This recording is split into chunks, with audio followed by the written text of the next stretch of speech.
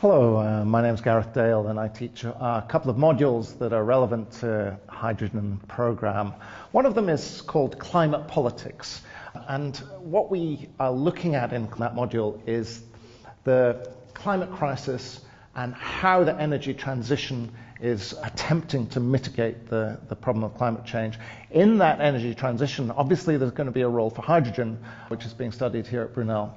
And what's the political framework that's going to help that along? What are the political forces that are trying to shape that movement, that transition in our energy system?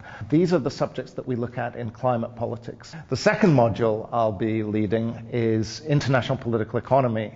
And it looks at the power and wealth at the world scale and what is changing. For example, if you think of the tariffs and the trade wars that Donald Trump is associated with at the moment, you can see that the world economy and the world political order is changing quite significantly, and this is affecting the energy transition.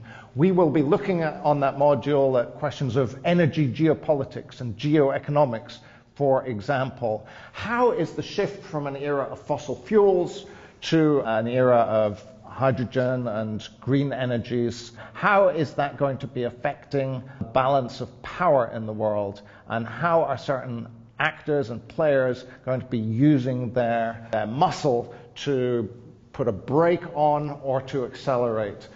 So in the modules that I teach here at Brunel, we'll be looking at the questions of power and wealth at the world scale, how they're affecting the energy transition, and in particular how they're affecting the question of hydrogen and its role within the world economy.